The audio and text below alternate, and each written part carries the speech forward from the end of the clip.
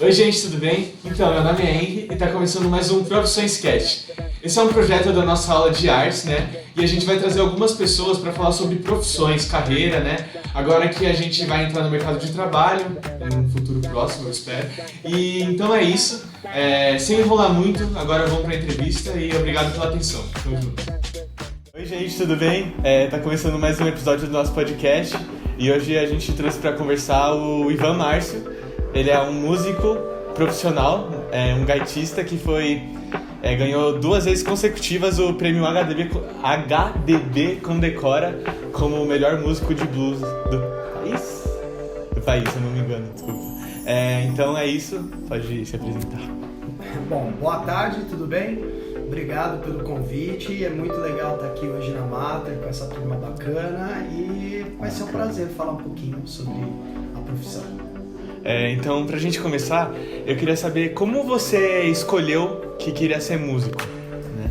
Como foi esse processo, assim, essa história? O processo foi natural. Eu acho que aconteceu na adolescência, minha família de músicos, assim, né? Todo mundo sempre tocou, meu avô, meus tios, tias, enfim, todo mundo tocava algum instrumento e cantava. Então, desde pequeno, eu sempre tive contato com música, né? Mas aos 13 anos, isso foi na escola também, foi no colégio, sabe? Brincando com os amigos lá, a gente levava sempre um violão e tal, e acabava fazendo um som, curtia. Nós fazíamos festivais de música de colégio, né? Pra apresentar, então tinham vários estilos, tinha show de talentos, isso, o famoso show de talentos. Então a gente tocava banda de rock, tinha banda de sertanejo, tinha banda de música popular brasileira, enfim, de vários estilos na época, né? Bem eclético. E era bem eclético.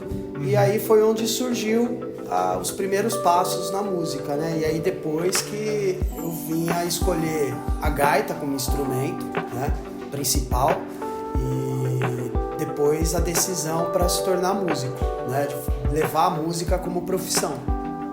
Na adolescência, então? Na adolescência, nos meus 13 para 14 anos. Com 14 anos foi onde eu decidi... Vou ser músico, Mas você já cogitou alguma outra opção? Ou... Já. Durante esse período eu comecei dando aula de gaita, né? Na época a gente não tinha acesso nenhum, mas ao mesmo tempo ali na escola, a gente pegava o violão, ensinava os amigos a fazer os acordes, né? Porque todo mundo queria aprender a tocar violão, né? Aí a gente, isso aqui é um sol, isso aqui é um mi, a gente ensinava. E quando eu apareci lá com a gaita e eu tive afinidade com o instrumento, o pouquinho que eu já conhecia do instrumento, eu comecei a ensinar os amigos, né? A tocar. E aí me veio o interesse em estudar, fazer uma graduação em pedagogia, né? Aí eu fiz a graduação em educação, né? Em pedagogia. Isso me ajudou bastante porque somou muito. Você também dá aula, né? Dou bastante aula. Uhum. Então a questão do aprendizado, de você abordar o aluno, de você preparar material, né? A didática, né? A didática, justo. Mas não só a questão da aula de música em si, né? Porque o trabalho ele é bem variado. Eu posso trabalhar como consultor, por exemplo, em uma fábrica de instrumentos musicais. Eu posso trabalhar desenvolvendo material, por exemplo, de instrução, de produto. Eu posso ajudar a montar algum tipo de material que ensine os primeiros passos em determinados instrumentos, né? Posso trabalhar também direcionado à parte de treinamento, né? Para alavancar vendas, por exemplo, em uma loja, você preparar um material didático para ensinar os vendedores a vender determinados produtos. Ou seja, a área musical, né, se a pessoa ela tiver uma cabeça um pouco mais aberta, né, na profissão, ela não vai ficar simplesmente fechada em tocar. Disco, gravação. Justo, em ficar só tocando. Você pode abrir outros caminhos, você pode desenvolver outras atividades. Isso, por exemplo, produção musical. Né? Você pode ter um estúdio, até mesmo hoje em dia um home studio. Eu tenho, né, em casa um home studio. E isso ajuda bastante, né?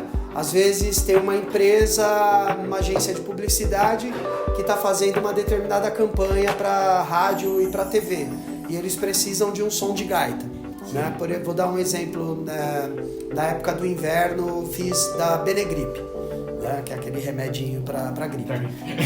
E eles queriam um som de gaita, né? Ao invés de eu pegar, me deslocar até um estúdio para gravar 15 segundos de gaita, eu gravo os 15 segundos em meu home studio. Sim. Ou seja, eu consigo otimizar tempo e entregar o material o quanto antes para o cliente. Não tem o custo de alugar um estúdio também. Justamente. Algo que eu esqueci, né, nesse bate-papo aí, foi no começo, que durante esse processo, antes da faculdade, né, eu fui estudar música em São Caetano do Sul, né, na Fundação das Artes. Mas eu não concluí o curso, né?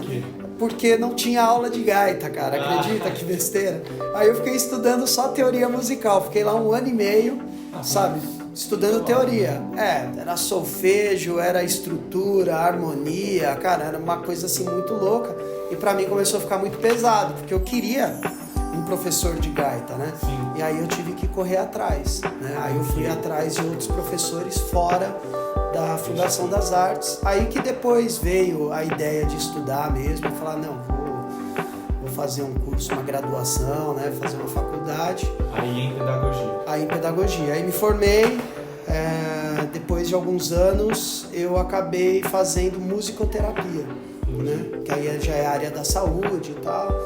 Aí fui estudar musicoterapia, mas eu não concluí o curso, porque nesse meio período entre a faculdade, eu estava trabalhando em uma empresa de instrumentos musicais, né? Trabalhava bastante nessa empresa, e aí recebi um convite para trabalhar nos Estados Unidos, representando a empresa em algumas feiras, e eu também já estava com um mote para gravar o meu primeiro disco solo, né? Em Chicago. Então eu tive que trancar a faculdade. Não voltou. Aí eu tranquei. Trancou pra sempre. Voltando ainda pra esse, antes de você fazer a faculdade, etc. Quando você falou pros seus pais que você queria ser músico, foi duro. Como foi? Foi duro. Eu venho de uma família de metalúrgicos, né, do ABC de São Paulo, né? Eu sou de Santo André. E meu pai, como a maioria dos pais, né, do condomínio, né, de onde eu moro hoje, né, todos são metalúrgicos. Então, qual que era o destino, né, vamos dizer assim, dos meninos na época? Era fazer o Senai, depois fazer uma prova e entrar em alguma empresa, entrar na General Motors, na Ford, na Mercedes, né? Trabalhar como metalúrgico, né? Ser um torneiro mecânico, ser um ferramenteiro, ou seja, trabalhar na metalurgia. Eu sei que eu fiz a prova do Senai, passei, né, na prova, na primeira fase, né? Aí meu pai ficou todo felizão, aquela coisa toda, só que eu fiquei muito triste, cara. Isso com quantos anos? 14. Eu fiquei muito mal, sabe? E aí meu pai chegou pra mim e falou, não, vamos conversar. Aí ele falou, você quer fazer Senai? Aí eu falei, pai, não, eu quero fazer música, né? Cara, eu fui execrado, assim, sabe? Fui execrado. Quase que expulsou de casa. Não, porque meu pai, assim, os meus pais, eles são muito bons, cara, tem um coração enorme, sabe? Mas a cabeça deles pra época, eles ficavam muito preocupados na questão do futuro, né? E sendo bem realista, cara, sabe, de onde eu venho, sabe, ser metalúrgico, trabalhar em uma fábrica e tal, é o melhor dos quadros. Pô, perdi amigos pra droga, entendeu? Virou traficante, foi morto, amigos que estão presos, sabe? Teve cara que morreu aí cedo pra caramba, que sempre teve a vida muito torta. Porque ao mesmo tempo que a gente tinha uma vida legal ali e tal, mas, puta, a gente tinha contato com muita coisa ruim também. É medo, né? Não, receio dos meus pais. E meu pai... Totalmente. Meu pai falava pra mim, falava assim, filho, você tem que... Se você quiser fazer curso de informática, eu te pago um curso de informática. Se você quer fazer curso de mecânica, eu te pago um curso de mecânica, né? Tudo. me ajudava, mas de música, cara, não. Aí depois que ele foi abrir a cabeça, aí me deu meu primeiro microfone, me deu meu primeiro amplificador legal, né? Comprou umas gaitas pra mim na Teodoro Sampaio. Então, tipo, sabe, eu fui conquistando mesmo. Uma conquista, porque meu pai e minha mãe eles foram vendo que a coisa tava rolando legal, que a coisa tava fluindo. Então isso é legal, isso é bem interessante. Na parte da composição, como você acha que é o mercado para quem tá querendo começar, tipo, não a fazer essas outras atuações, mas para quem tá querendo realmente produzir música? Eu vejo que a música, ela ainda lida muito num segmento aberto, né? Você não precisa ser formado para se tornar um músico, entendeu? Tem muita gente que tem um diploma, por exemplo, e toca merreca, assim, sabe? Toca bem, mas não é um prodígio, não é um músico tão bom, né? Enquanto isso tem músicos, né, que nunca sentaram numa faculdade e tocam maravilhosamente bem. Mas o que eu acho importante, né, é que você desenvolva uma carreira e busque conhecimento no ambiente universitário. Isso é legal, porque você pode, dentro da universidade, desenvolver várias atividades. Você pode ser, por exemplo, um músico completo, em que você conheça e trabalhe com arranjo, né, com composição, com a produção, e você possa levar isso, né, para um outro lado mais profissional. Por exemplo, você pode se tornar um regente, você pode se tornar um maestro, você pode ter um estúdio parceiro. Você não precisa ter hoje um estúdio, mas você pode ter parcerias com vários estúdios e você desenvolver uma atividade lá de composição, de você montar uma produção de uma banda, você deixar essa banda redondinha, preparar os músicos para um disco, fazer uma pré-produção. Fazer Comercial, você pode trabalhar também na área de audiovisual, né? Porque a gente pode dizer que, né, um filme precisa do quê? De trilha sonora, né? E você precisa de músicos capacitados para desenvolver essa trilha sonora, né? Às vezes o próprio maestro, compositor de um audiovisual, ele não gosta de trabalhar sozinho, ele gosta de trabalhar em equipe. Então ele monta o time dos músicos, né, e fala, gente, vamos desenvolver, por exemplo, 10 músicas para um filme, 10 músicas para uma série, né? E aí os próprios músicos, todo mundo vai a um estúdio e começa a desenvolver todo esse trabalho, né, em cima, por exemplo, do roteiro, né? Você pegar ali, por exemplo, um filme, sei lá, aqueles filmes meio mexicanos, assim, saca? Aquela coisa, Quentin Tarantino, saca? Aquela coisa meio Tarantino, tipo... É lógico que você não vai colocar uma música erudita num filme desse, né? Então você tem toda uma construção, justamente. Ritmo, então a faculdade ela te ajuda bastante nisso, a você pesquisar mais, a você ter uma facilidade maior em compor. Que eu vou transmitir em com vários, as notas que eu estou utilizando, né? Justamente. Progressões. E eu tô vendo que você tá com várias gaitas diferentes. Qual que é a diferença entre elas? Aqui é o seguinte, elas são gaitas que nós chamamos de diatônica, né? Por quê? Porque nós temos cada escala, né? A escala natural é uma escala diatônica, por exemplo, Dó, Ré, Mi, Fá, Sol, Lá, Si, Dó, né? É uma escala diatônica, né? Ou seja, em uma gaita dessa aqui, eu tenho a escala de Dó, né? Vou tocar rapidinho, né? Então tá lá. Escala de Dó, né? Se eu pegar a próxima gaita aqui no meu estojo, ela é uma gaita diatônica em Ré, ou seja, eu vou ter a escala de Ré, né? Ou seja, eu vou mudando as tonalidades para cada uma dessas gaitas. Que pro blues, por exemplo, pro country, pro folk, né, ficou muito famosa esse tipo de gaita, né? Enquanto eu trouxe duas aqui diferentes, né?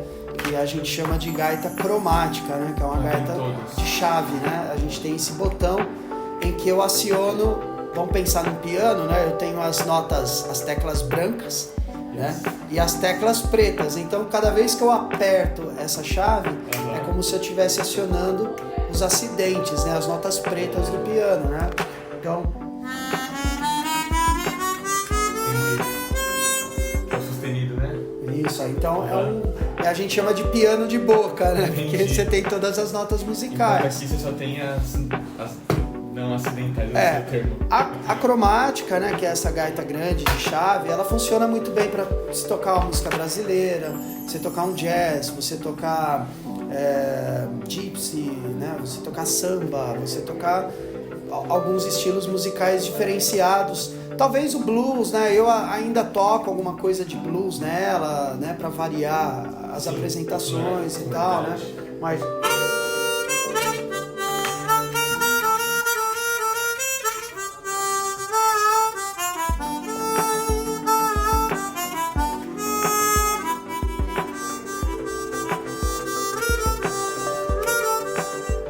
no samba, por exemplo, né?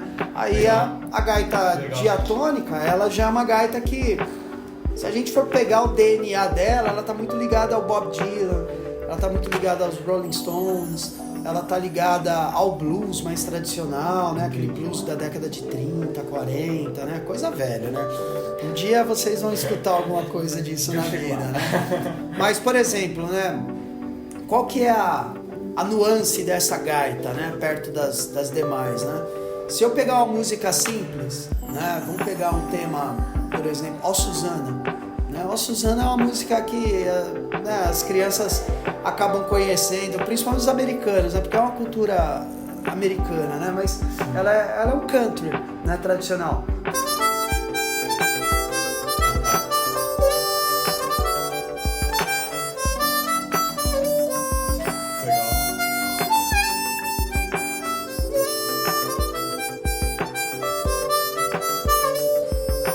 Agora, eu posso tocar essa música dando uma ênfase meio que na onda do blues, né? Mudando a tonalidade. Eu tô com uma gaita em dó, mas agora eu vou mudar. Eu vou tocar uma gaita em dó, só que em sol, né?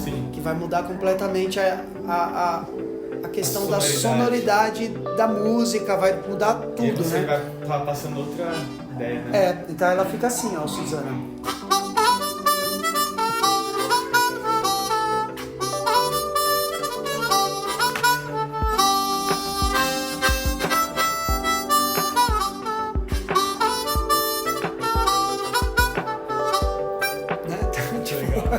Você vê que, né, dá uma outra cara, uma outra linguagem.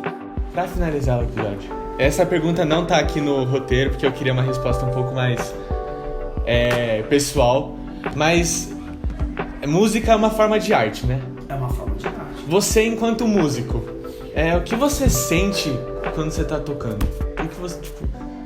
O que você... Cara, eu falo que no dia... Te juro, cara, no dia que eu pegar o instrumento e eu tocar e não sentir um arrepio, frio na barriga, sabe? E tocar de forma mecânica, sim, acabou pra mim. Que perdeu. Saca? Tipo, você pode ter certeza que a música, ela trabalha muito com as emoções. E não dá pra você passar uma emoção verdadeira simplesmente tocando de forma mecânica. Então, para o músico, a emoção ela é muito importante, né? E eu acho que eu tenho que seguir dessa forma. Tocar sempre, cara, não importa se você está tocando para 10 pessoas ou você está tocando para 10 mil. A emoção é a mesma, saca? A emoção é a mesma, isso é muito importante. E eu quero já de antemão agradecer, então, né? Obrigado pelo convite.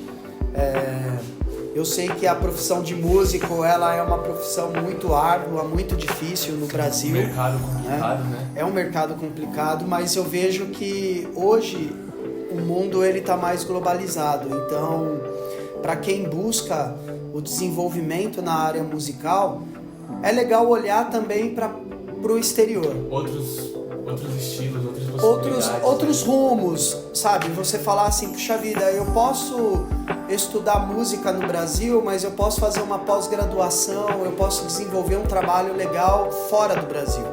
Né? Eu vou dar só um exemplo para finalizar, de uma amiga, a Sara. A Sara é uma menina super talentosa de Jundiaí e ela ganhou uma bolsa de estudos na Berklee e ela foi para lá estudar em Washington. Ela se formou lá e hoje ela é uma engenheira de som na Abbey Road, que é uma gravadora que nada mais nada menos gravou Beatles, né? Então, tipo, ela é uma vencedora e ela viu o mercado. Ela não ficou fechada só ao mercado brasileiro. Ela buscou outros horizontes. Isso é muito importante. Então, fica aí o recado para quem quiser desenvolver na música. É gostoso, vale a pena, mas é preciso estudar bastante e buscar o seu nicho, né? Buscar onde que você vai se encaixar melhor, onde você vai ter melhor habilidade, né? Para poder fazer um trabalho legal.